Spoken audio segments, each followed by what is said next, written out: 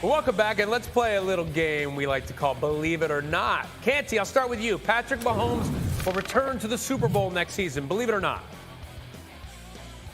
I'm going to believe it, Ryan. I mean, he's been in the Super Bowl 3 of the last 4 years, and since he's become the starter, he's hosted the conference championship every single year. So if you're going to get to the Super Bowl, you got to be one of the Final Four. Pat Mahomes has done that every single season. No reason to think that he won't do it in 2023. Okay, there you go. Just playing the odds there. Jeff, Joe Burrow will win MVP next season. Believe it or not? I don't believe it because I follow a very clear commandment when it comes to my beliefs in the NFL, and that is every year for the next 10 years, I will vote for Patrick Mahomes as the MVP of that year. It worked out for me this past year, and I believe it will continue to be fruitful. Not saying that Joe Burrow is not fully worthy of that award at some point in his career. I'm just saying preseason-wise, I'm always going with Pat Mahomes. Nobody else gets an MVP preseason-wise. Just not fair. Mike Tannenbaum, the Bears should trade Justin Fields. Believe it or not? Believe it. I follow a clear commandment. Take the better player. Bryce Young is the better football player than Justin Fields. So go draft Bryce Young and trade Justin Fields. He's a good player, but he's young, has some inconsistencies, but I'm taking the better football player. Wow. Straight up the better player. How about that? Let's stop down on this and talk a little bit about Justin Fields and Bryce Young. Canty, what do you think of that? What should Chicago do with that first pick? Well, I think the Bears should trade down and stockpile picks, but to Mike Tannenbaum's statement, I don't know how you definitively say that Bryce Young is a better player than Justin Fields. We've seen Justin Fields play in the National Football League and be highly productive. And if you look at the leap that he made from year 1 to year 2, he more than doubled his QBR. And then if you narrow down on his individual statistics, they compare quite favorably to what we saw from Jalen Hurts in his second season in the National Football League. So I think you've seen the quarterback have the dominant traits that lend themselves to having success in the National Football League. The biggest challenge for the Bears now is surrounding him with the requisite talent in order to compete at a high level. They got draft capital. They got a lot of cap space. Put pieces around Jalen Hurts to allow his natural talent to be a force multiplier for your organization. So, Mike, respond to that. In the last 2 years, Justin Fields has 140 sacks, fumbles, and interceptions. He's only played in 27 games and leads the NFL in those categories. That's not to say that he can't get better, because I believe he will, but his proclivities of turning the ball over is a concern. I've scouted Bryce Young. I think Bryce Young's ceiling is way higher than Justin Fields. My only concern is if someone like Chris Canty tackles Bryce Young, that's a concern. But beyond that, I think he has a chance to be a great player. I think Justin Fields has a chance to be a good player. Those negative plays, though, do concern me. And I think I could get a first-round pick for Justin Fields. So I'm going to take Bryce Young. I'm going to reset the quarterback clock. We just talked about that. That rookie quarterback clock is hugely consequential. When we're talking about $50 million or more, and now we can push that out 4 more years, and now we can recap cap space and a draft choice. I think for the totality of the situation, the Bears are better off with Young and trading Fields. And if Chris Canty tackles anybody, I'd be concerned. We'd have to have a trainer right here on staff. Jeff, seriously. Jeff, lay out all the factors at play here. How does this all play out for you? By the way, first of all, Tannenbaum did he say proclivities? He uses big words and it makes him sound smart. I don't even know what that means. Maybe I didn't even hear it right. But more importantly, I do think that this is a scenario where we will see the Bears do their homework. I think that there is a middle ground. I don't know which quarterback's better. And quite frankly, I don't know that anybody can say it that distinctly right now. But I do think that we are watching an NFL team with a very valuable first overall pick, but has to find exactly what they will get for it before they know whether it's worth using. All the teams recently who have taken the emotion out of a situation have generally been pretty well off. The Chiefs trading Tyreek Hill, that would have seemed crazy before they did it. Just as the Bears trading Justin Fields right now might seem crazy. But teams have to sometimes take the emotion out of it. In this case, I don't know which direction they go, but it is something I think that they will very seriously consider. Mike, I seem to recall not too long ago you did an analysis of all the quarterbacks who've been drafted in the first round that had success.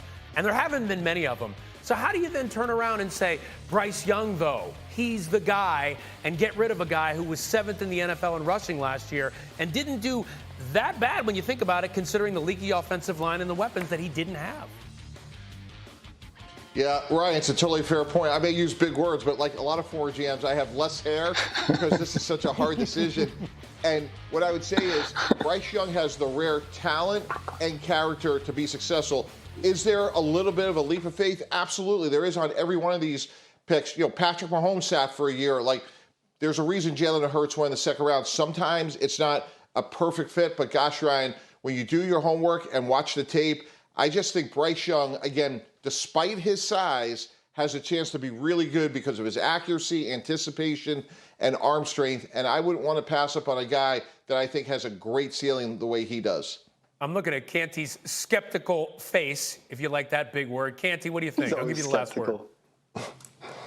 No, I just, Bryce Young, and not to disparage him, but he's 5'0", 100 and nothing. And there are big guys that are coming after him every single play. And so I'm a little bit leery when it comes to the durability concerns, and we're seeing that with smaller quarterbacks in stature. We just saw it with Kyler Murray this year. I just worry about the longevity of a player that is that undersized and the functional ability of a player in the National Football League. I get it, he played in the SEC, but it's a huge leap coming to the National Football League, and so I'm just not certain that it's as much of a slam dunk as Mike Tannenbaum is alluding to, so much so that you would forego a known commodity in Justin Fields to take a risk this big on a quarterback coming out of college. It's an interesting point. The guy versus Clearly have a defense that's championship caliber in order to take advantage of all of that and to continue to give job security to Joe Douglas and Rob Saleh. This is a situation where they need to go after all of them. Now, I know that the timelines might be different on all three quarterbacks because they're different situations, but I think the Jets have to be in on all of these conversations with prospective quarterbacks that are available either via trade or free agency.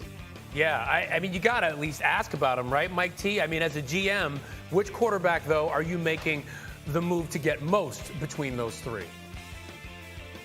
Lamar Jackson, Ryan, he's 26 years old, and I think sometimes we forget actually how productive he's been.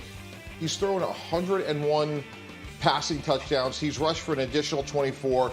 He's been a league MVP. Now, look, no one likes to give up 2 first-round picks, but if you had certainty at that position for the foreseeable future, realistically 5 to 7 years, that's a bill well worth paying. And when you look at Aaron Rodgers, you're year to year, you really don't know how long he's going to play. Derek Carr is going to be 32 years old. Came out in 2014. He's been in 1 playoff game. So I'm going after greatness, and I'm going after Lamar Jackson. All right, let's talk about Lamar a little bit more, Mike. You know, we always talk in the beginning of the day, before the show, our meeting, and you talked about leverage that Lamar might have with the franchise tag coming up next week. Tell us about that. Yeah, under the sneaky big news category, recently the Ravens hired Todd Monken to be their new offensive coordinator, who is coming from the University of Georgia. So this year, more than ever, it's hugely consequential that you want everybody there from the Raven perspective, most notably your starting quarterback, every OTA, every walkthrough, and training camp.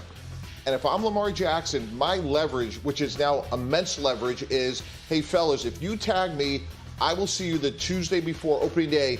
So everybody in this building will know that every time you go out with Todd Monken, who you're trying to establish to replace Greg Roman, it's a complete waste of time, because if I'm not out there, people know we're really not getting good work done. So that is a lot of leverage he has with a new offensive coordinator, especially someone coming from college. Okay, and so Canty, if you're Lamar Jackson, do you do this? Do you set foot on a field until you have the deal you want? No, because I have ultimate leverage and I know that I'm going to get the deal, whether it's from the Baltimore Ravens or somebody else. If the Ravens want to do the dance and put the exclusive rights franchise tag on them, great, that's fine by them. But that's a $45 million cap charge that they've got to carry throughout the offseason. They only got $27.8 million worth of cap space, so that precludes them from doing other business. If they want to play the game and do the non-exclusive franchise tag, then that means that there are other teams that are out there that would give up multiple first-round draft picks in order to get Lamar Jackson's services. So either way, Lamar knows he's got the money coming to him. It's just a matter of time. It feels like an untenable situation if you're the Baltimore Ravens. Okay, Jeff, let me give you the final word. Do you think Lamar Jackson fits in every system? No. Look, he's dynamic in every system. I think he can make plays, but to that point, the Baltimore Ravens have spent the past several years building around him. And I think that ultimately he'll have to find a team that perhaps is a little bit different than the team that would maybe seek out Aaron Rodgers. I'm not saying that the Jets wouldn't like both guys, but you do have to commit and say, okay, are we a plug-and-play quarterback away from a championship with Aaron Rodgers, or do we want to bring in Lamar Jackson, build around him, and build for the future while still with the nucleus we have in place? I'm not saying that that's a bad thing. It's probably a better thing. Long-term growth and long-term sustainability is the answer there. It's just, though, going to take a commitment from whatever general manager decides that they want to sign Lamar Jackson. Yeah, it's a very interesting point. It's not as simple as plug and play when you talk about Lamar, but it could be good for the long-term success if it does come to that. We'll have to see. Now, speaking of quarterbacks,